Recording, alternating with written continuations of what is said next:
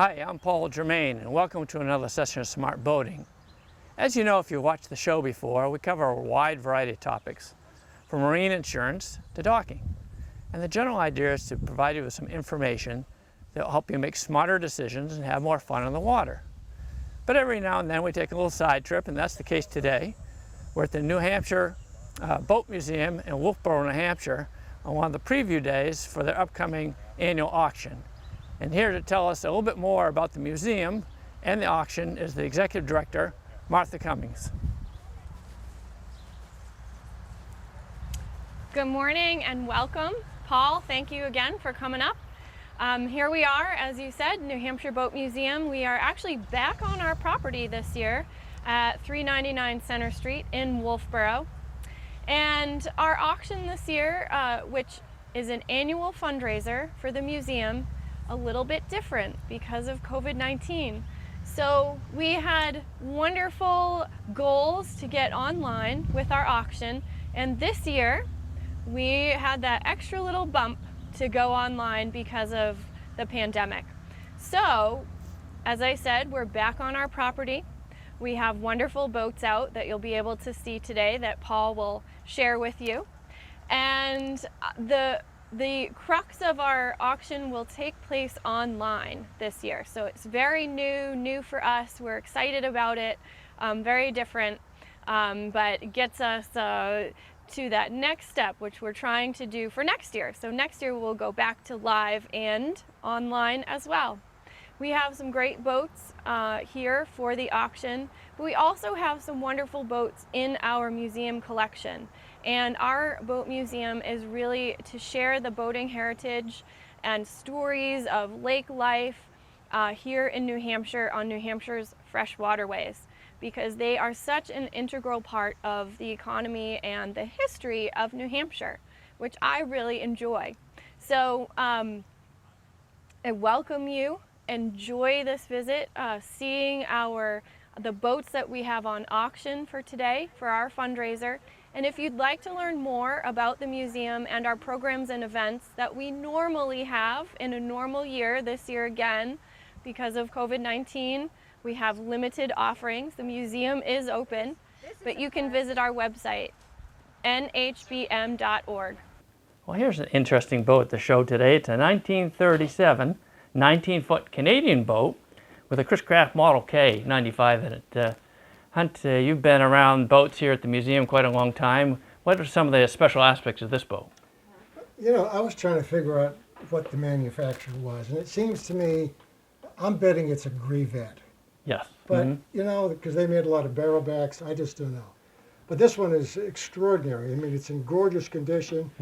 It's got the wonderful barrel back stern, of course, a large rudder, updated 12-volt electrical system, strong engine, west system bottom. The bottom is very flat in the back, which helps get that speed up. Yes. The owner says it'll do close to 30. Wow. So even with a 95 horse motor, it's a high torque engine.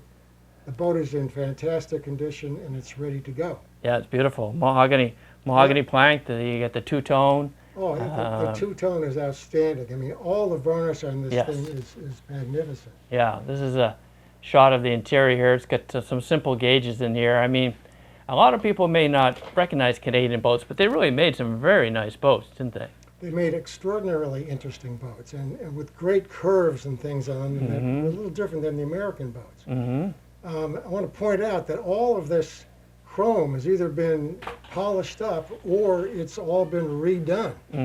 And that is, you know, it's absolutely fantastic. The upholstery is beautiful. It's cream colored. Now we get back, and here's the single exhaust, meaning that it's a 6-cylinder motor. Yeah. Here's another one, a 1955 ChrisCraft Continental. This is pretty rare, 25-footer with a Chrysler 440 in it. What were some of the aspects of this boat that popped out for you? Well, the first thing was the massive motor. Nothing better than a great big V8. And in a boat this big, you need something pretty powerful. Yes. Note the black hull. This is not original. It would have had a deeply varnished hull. A bright hull, in 55, but this looks just as good. It's an Imron finish.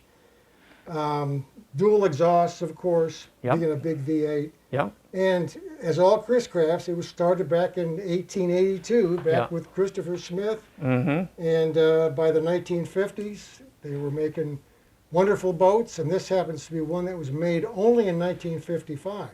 Interesting. Before and after, they made smaller Continentals. Okay, all right. You know, what's interesting to me, another thing is Chris Smith was one of the first ones to get involved in assembly line construction because he wanted to go from serving just rich patrons to the masses. So he really was a pioneer in that Yeah, area. he was a visionary. He truly was. Now, this is the interior. Now, note again that typical of 50s boats, we see the steering wheel, which Yes. could have come out of a Buick. Right. There's even a horn ring, which Right. I think is hooked up to the marine horn on this thing. Mm-hmm. 3 banks of seating. Yes. 2 forward, a jump seat behind that, and then another big seat behind the motor box. Mm-hmm. That, of course, is where everything happens under that box. Yep, the 440, 330 horse, yeah. There's the dual exhaust that says that it's a V8 motor. Yeah, it's a pretty boat. Yeah. Well, here's another interesting one, a 1966 Century Arabian, 19 foot. It's got a big Ford in it, I think, a 390. What are some of the things that, again, pop out for you that are unique about this boat? Well, you know, ChrisCraft always had this, Century always had this interesting windshield. Yes, Which yes. didn't have the split in the center. Yes. They always made windshields like that in the later years, meaning the 60s. Okay, yep. This one has a V-drive, Oh, which is what they use in race boats in California, like those ski boats. right. And you're able to set the motor well aft, and then your V runs up, and then your shaft can come out at a lower angle. Okay. So the propeller actually is pushing much more efficiently because Oh, there's more of a interesting. straight line. Sure, So sure. that helps this boat get up to almost 50 miles an hour. Mm-hmm, mm-hmm. Now, of course, it's mahogany plank construction, beautifully restored. The bottom is rebuilt plank by plank, Okay.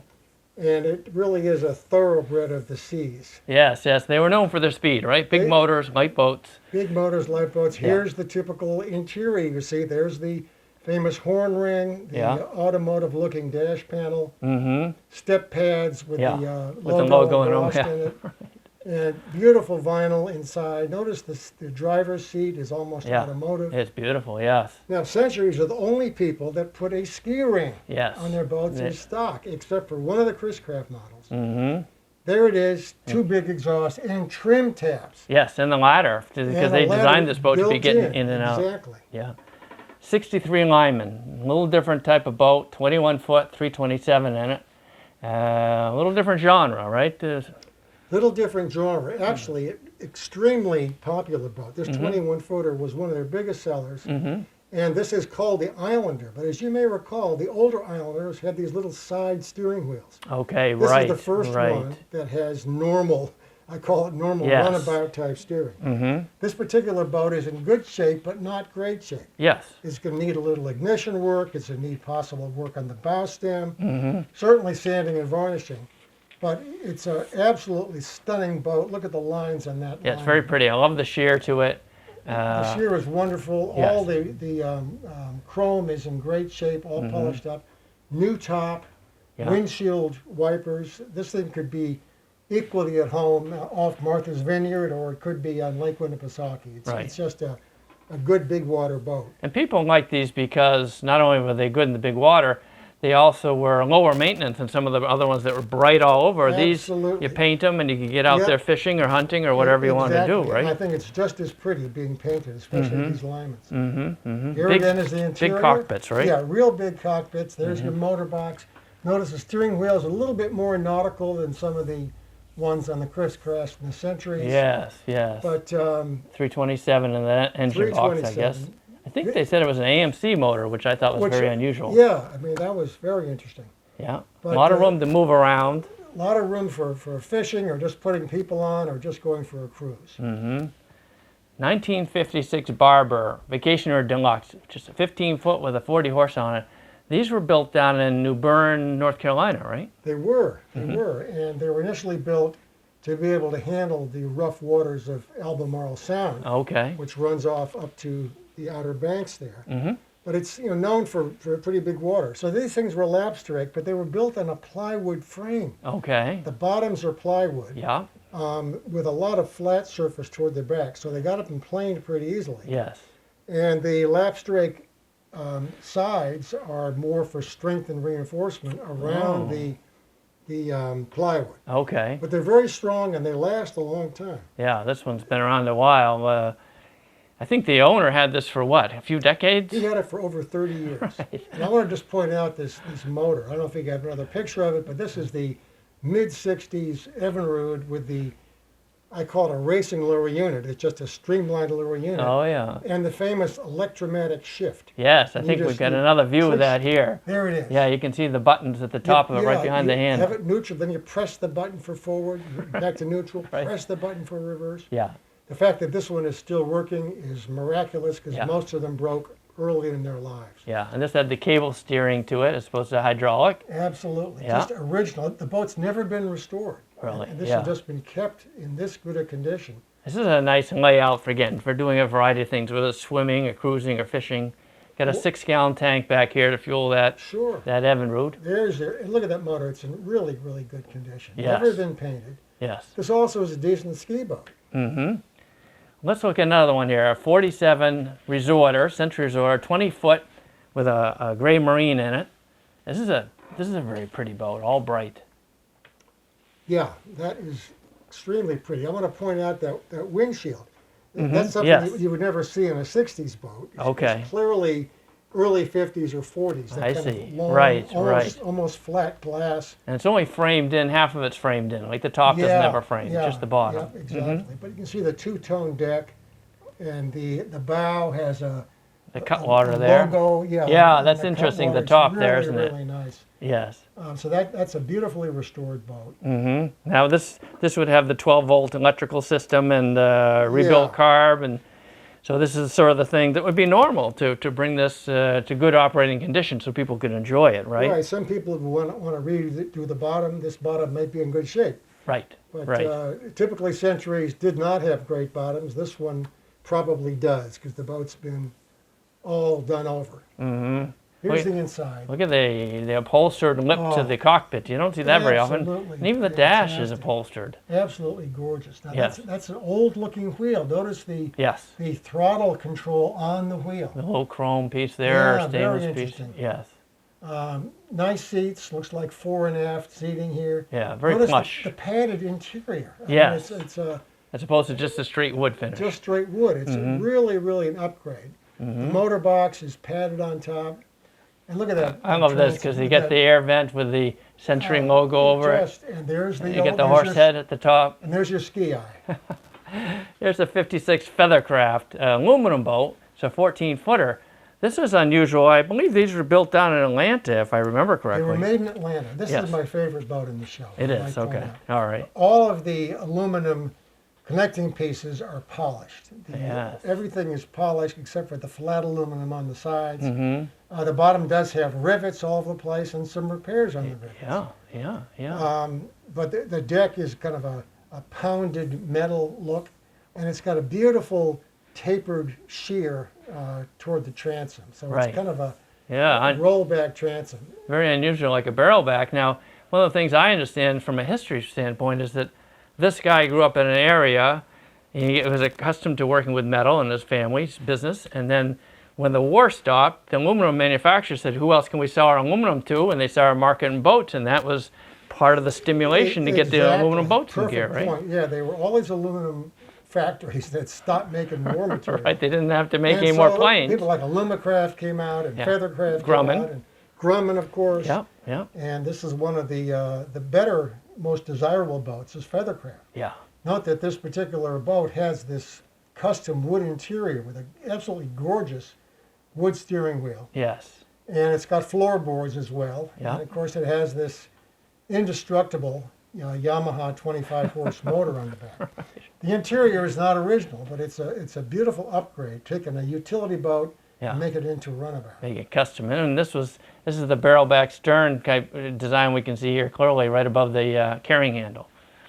Now here's the 47 ChrisCraft Sportsman. This is a classic boat, a 22 foot with 115 horsepower. interesting to me, in contrast to the ChrisCrafts we looked at up to now, this hull is painted as opposed to bright. Yeah, yeah. As you know, just after the war, there was a shortage of mahogany. They couldn't get their mahogany from the Pacific because of the war. Yeah. So ChrisCraft took all of the cedar planking they could find and made the first runs of all their boats using cedar, and then they painted it white. Okay. Subsequent boats, even in 1947, were varnished. Yes. But there is a substantial group of people who collect these white ChrisCrafts. There are. Okay. And there's a ChrisCraft racing runabout that's white. There's a few more designs that are white. So to some people, it's a little bit, off-putting. They're expecting Right. But some people appreciate the fact that it is different. And the fact that it's kind of historically notable. Yes. And that's a good combination, cedar over oak, very rot resistant. And here we can look, it's got a pretty decent size cockpit. Right? Yeah. There's a lot of room to move around in there. This is one of the things. I love this boat. It's got a great big cockpit, 22 foot long. You can put in your whole family. Yes. And it doesn't go any slower than with one person. The motor has got a heck of a lot of torque. It does. Okay, a six-cylinder Chrysler. And it just glides along, at 25 knots Does it all really? day through anything. Yeah, and cedar plank is the name, obviously, because it was cedar plank. And you can see it needs refinishing, but really a worthwhile project. Yeah, beautiful. Here's a 1938 Century utility, a 15-footer. It has a gray marine 45 horsepower. This is a pretty little boat. This one was owned by the same person for a decade or so, right? At least a decade. This came from Lake George, New York. Another lake, kind of like Lake Winnipesaukee. Yes. A lot of boathouses. Huge boating area. Yeah, it's just and clear waters, just beautiful. People saw this boat, they said, "Oh, it's cute." So I think cute is the word for this Cute's thing. the word for it. Okay. 15 and a half foot, 45 horsepower, four-cylinder gray marine engine. Yep. So, it's not a speedster. You can't wakeboard with this thing. But this was restored 10 years ago. It's got a nicely varnished hull. The bottom is original. The windshield's been updated, and it's a decent job. Yes. It almost looks Canadian. It fits the character of the boat. And its look. 12-volt wiring upgrade. Very interesting boat, and really a worthy investment. A local guy bought it here on the lake, and he'll be fixing it up. Oh, yeah. Here's a picture of the interior. Yes. Very basic. Yep. Get the instruments throttle there. control on the Yeah, that little lever in the center of the steering wheel. Yeah. But nice step pads with the Century logo. Good looking vinyl.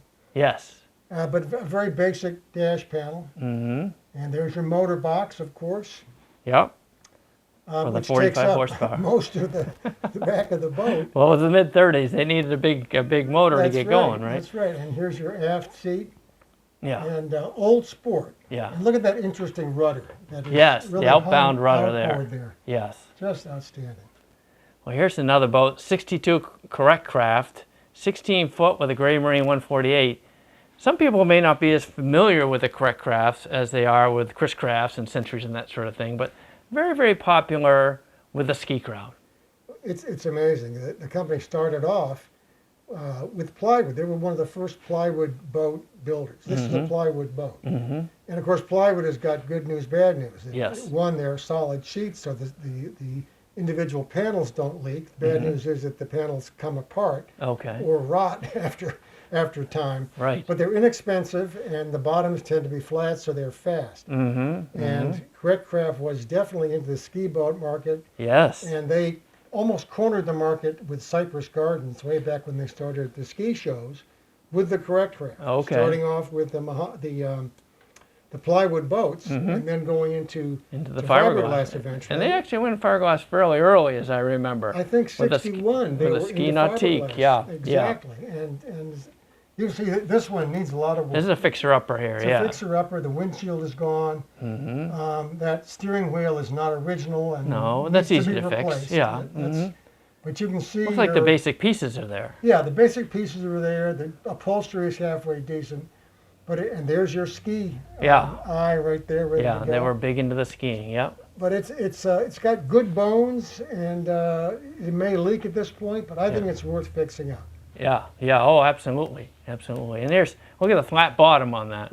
Yeah, great for skiing. And this that'll just get up sort and of go. spray rail or something up there. Yeah. Very interesting. Well, here's the one that's off the beaten path a little bit. An '83 Crosby fantail launch. My understanding was built by the Crosbys down in Oysterville, Massachusetts. What kind of stood out on this boat for you? When I saw it, I was thinking of Humphrey Bogart and the African Queen. That's right, yeah. It just, I mean, it's not a steam engine. No. But it could be a steam You could put a steam engine in it, yeah. This thing happens to have a Yanmar 2-cylinder, 16 horsepower motor, which pushes it at the rapid speed of 7 miles an hour. Okay. So it's a perfect little cruising boat, Yes. preferably on a calm day, and you can put in a whole bunch of people. Yeah. Bring your kids and your cooler and your picnic. It's just a lot of fun. Yeah. That's a very a custom boat there. Now, so I'm guessing probably oak frames. I don't know what the planking is there. Do you think that's mahogany or? I would say it's mahogany. It's a little bit lighter than we might see. But now these boats were also made a lot of sailboats. And yes, the apparently yard. The Kennedy family were big users of. We're connected. They were right down the street, and apparently they used the facilities on a regular basis. Yeah. And so they had cat boats. So that actually oftentimes a story behind a boat can add value to it, right? Yeah, it really can. This particular boat is going to Newport Beach, California, where the new owner lives. Okay, yeah, that'll be perfect because they have a lot of launches. Launches are very popular out in California and Florida too. The Ethel M. There's the Ethel M. And Ethel see the for fantail. Ethel Kennedy, by the way. That's what the story is. All right. Well, here's the '63 Pinion Swift, a 13-footer with a 25 horsepower on it. This is a fun little boat. I tell you, these Swifts have always been my favorite boat since I was a young teenager. I used to get the catalogs on these things. Yeah. They made them in 12, 13, and 14-foot sizes. Okay. The smaller ones were used on the racing circuit for years in the late 50s and early 60s. Very fast. They used to have adjustable bottoms. You could turn a screw inside the hull, and that would change the shape of the bottom, which would raise or lower the bow. Really? So depending upon the weather and the waves, you could go faster. You could fine-tune it, huh? Wow. But this one has been meticulously refinished. Yes. This was actually a deluxe version.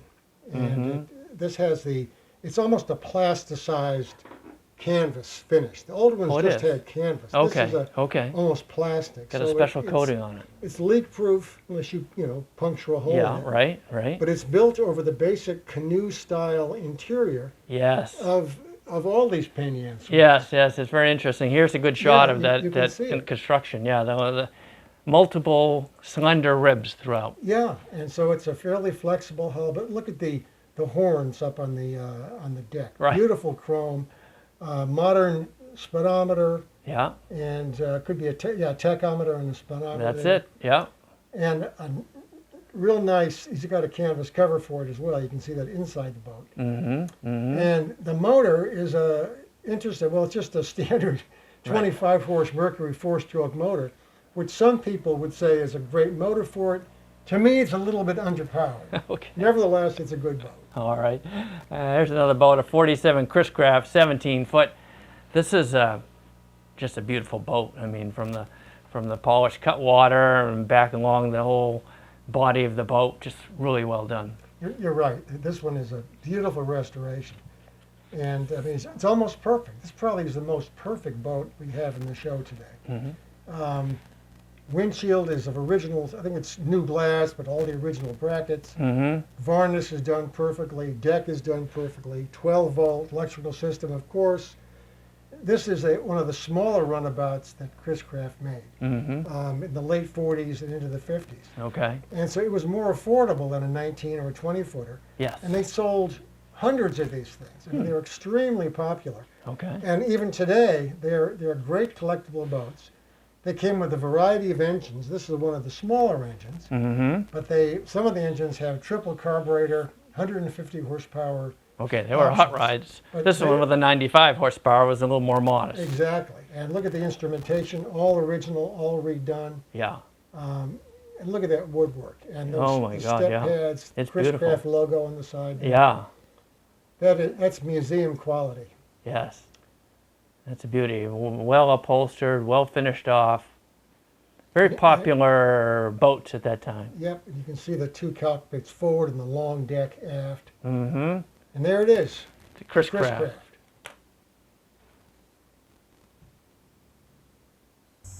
Well, it's been a great day at the preview for the upcoming auction here at the New Hampshire Boat Museum in Wolfboro, New Hampshire. We've seen a lot of interesting boats. Pretty rare, you don't see them in many areas. And to join us briefly, I'm going to invite back Martha Cummings to talk a little bit more about the museum and the event.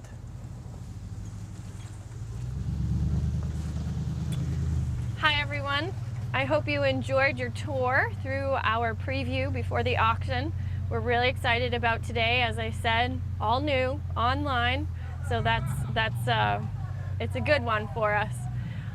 If, again, the museum, we have wonderful collection stories that we tell. In a normal year, we offer programs like community sailing for youth and adults. We offer boat building classes for youth and adults. We also have a wonderful model yacht remote controlled sailboating program here as well. Plus arts and lecture events and all kinds of things that we have going on. So for more information, I invite you to please visit our website, nhbm.org. And again, hope you enjoyed yourselves, and thanks. Thank you for joining us. If you have comments or questions or input, just visit us at our website, www.smartboatingus.com. Thank you.